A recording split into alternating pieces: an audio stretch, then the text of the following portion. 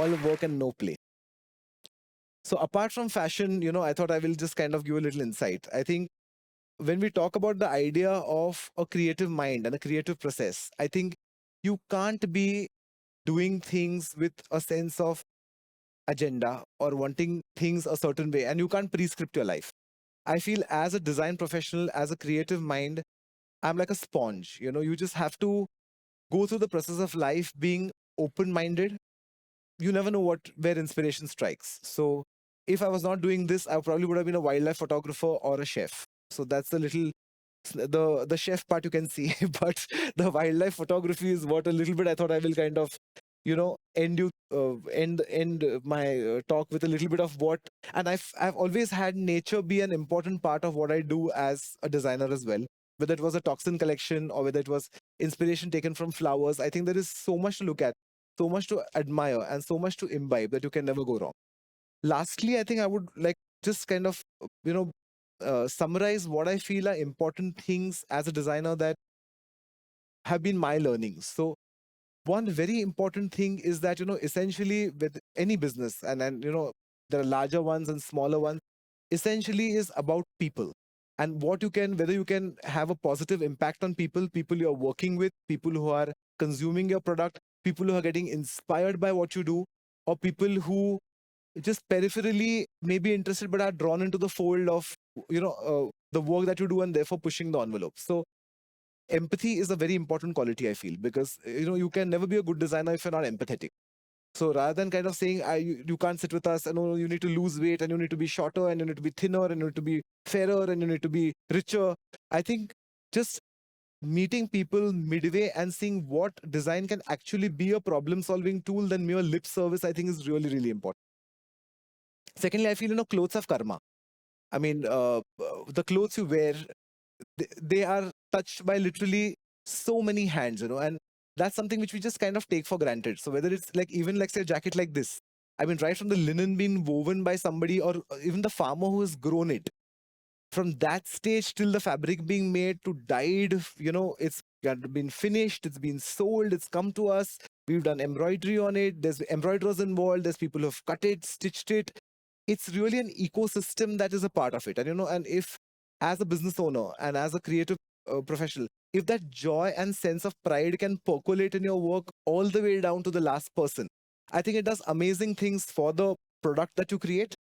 It elevates the process as a whole. And importantly, when the creative economy is such an important part of our country's journey and trajectory, it gives you a chance to contribute positively in that process in a small way, as well as add that, transfer that credit of happiness to the end user who's wearing it. I mean, I think that is what really the funda of, or the principle or the duty of good design ought to be. I think we are in the business of happiness. The product is a part of that.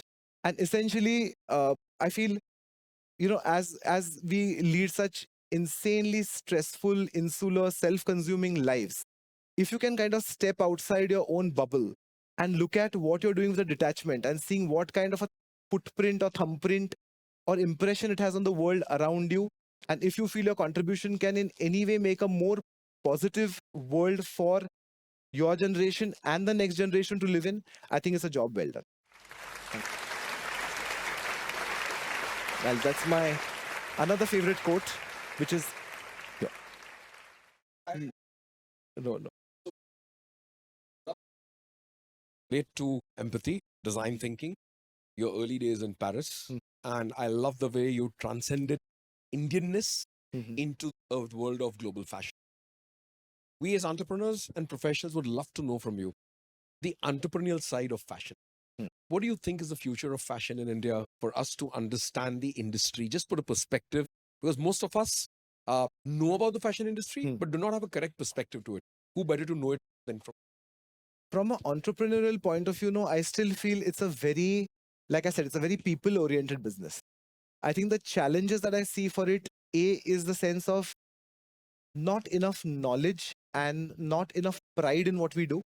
So today also we end up consuming, Indian fashion largely for festivities and events, which kind of puts it into a smaller consumption category. of course, it's an open economy, it's an open world. We will be consuming the best of what there is. But I think a sense of pride in what we do and kind of fueling that will be really important. I think the second challenge that I really feel is a important one, and which may not be as apparent now, but maybe in a decade or so, is that the wealth of craft that we have and which we have just taken for granted. Whether it's the embroiderer or it's the tailor at the corner who makes a perfectly fitted blouse for any woman anywhere. Those skills are not being, kind of encouraged enough. Those skills are not being supported enough, and in a few years may just vanish. And that's something which it'll be far too late for that, because I mean, whoever I speak to, even like say the employees we have, and for me, it's not just the employee, but it's the whole family who we are supporting, and we're proudly doing so. But a lot of the kids don't want to do this. Like they have done it, their father's done it, their brother's doing it, but the kids want to maybe work in a mall, or they see different kind of future aspirations for themselves. And that is not a bad thing. But when you look at say the ateliers say in Rome, or you see in Paris, or you see in Milan, there is a whole new generation of people who are drawn into craft. A, because it pays well.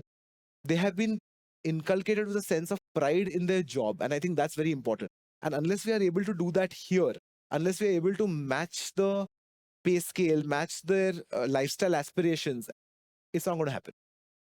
Appreciating local art and artisans. But I think 100%. that applies across industries, even in the business of design, fashion. Indian artisans need to be supported, and it's a whole different ballgame. I think a lot is happening better than what was happening 10 years back. What I would love to know from you is, what's the future of Nachiket Barve, the brand? What have you planned for yourself? What are the So, milestones?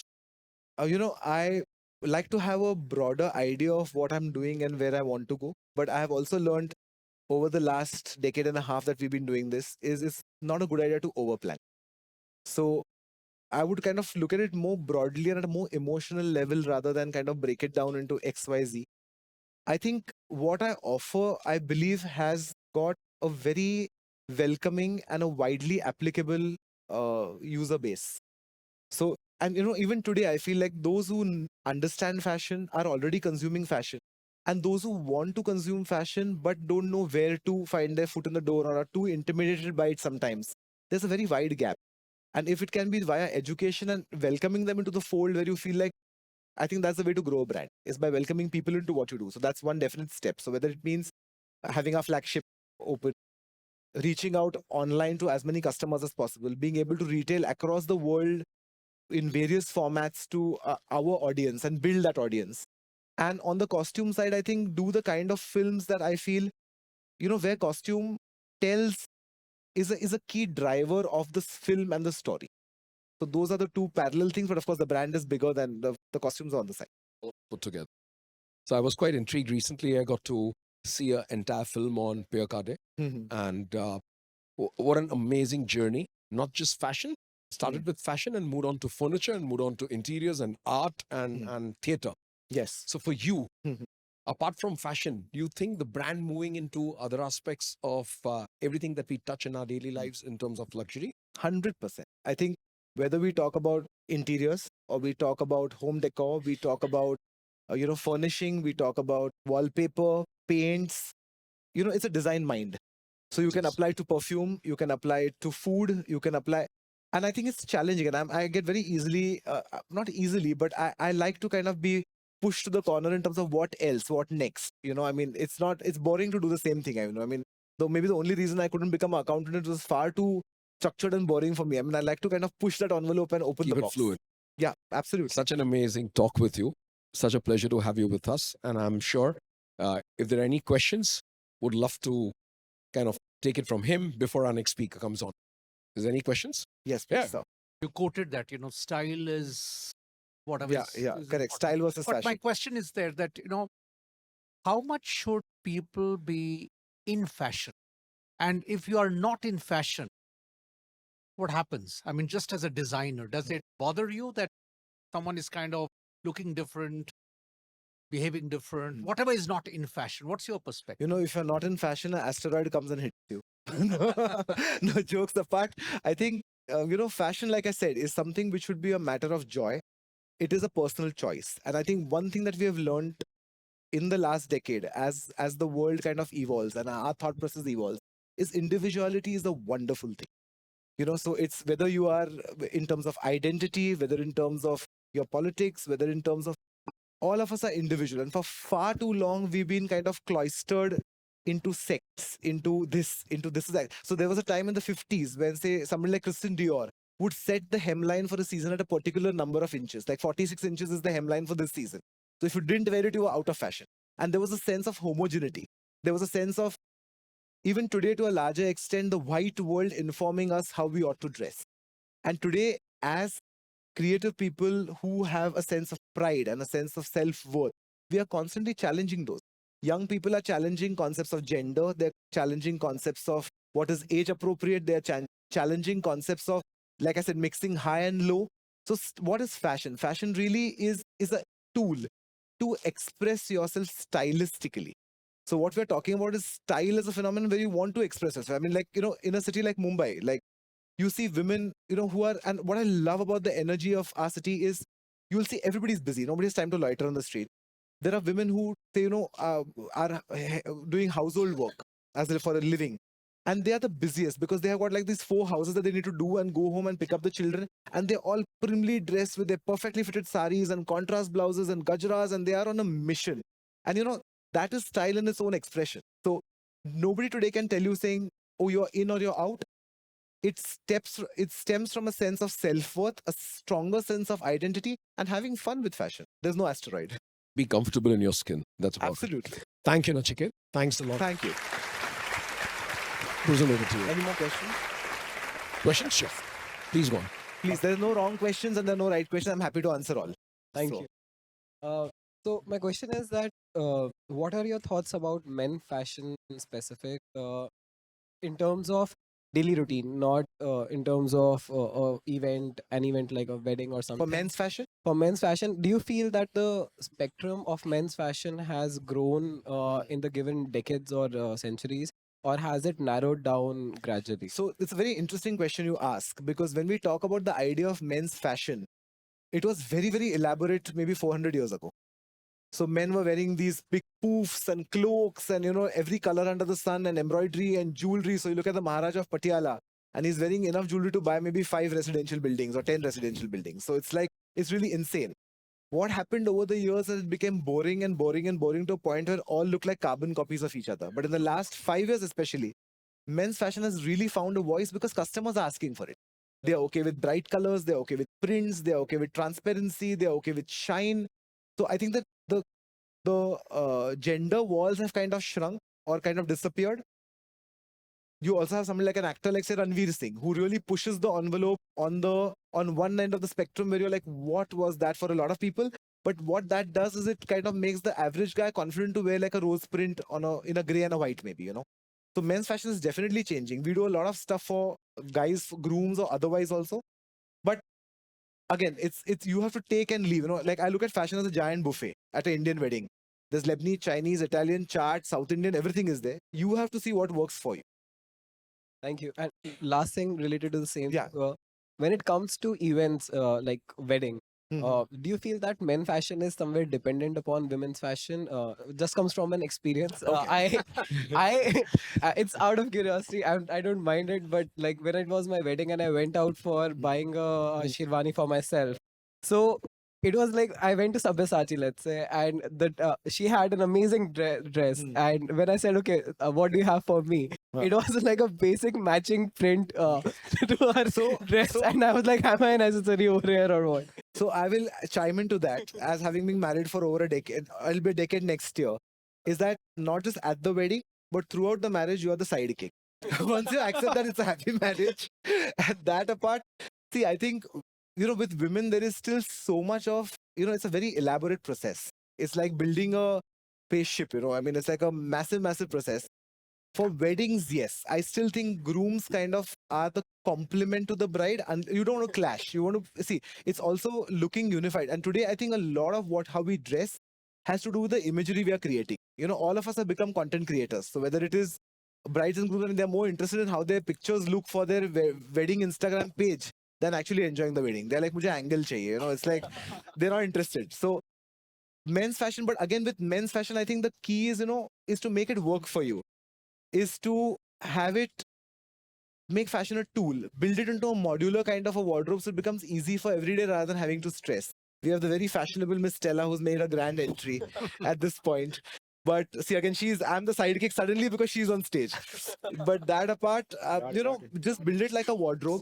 For events, yes. Again, you have to see what works on you. If you're comfortable wearing bright colors and a very loud print, more power to you. But on most guys, again, okay, very, very important dictate before we kind of put to answer this. Let you be the one wearing the clothes, not the clothes wearing you. So if you have a personality where you feel you're going to be able to dominate that outfit, which is so loud, great. If not, let you be the center of attraction, not what you're wearing. Thank you so much. My pleasure. Thank you. Yes, please. Yeah, so I have a question which is for two individuals. Mhm. One of you as a designer and one as Nachiket, the businessman. Hmm. So I'm a part of the fashion industry. My business is sunglasses and eyewear. Okay. So, you spoke about identity becoming very fluid these days. We don't have templates anymore, stuff like Correct. that.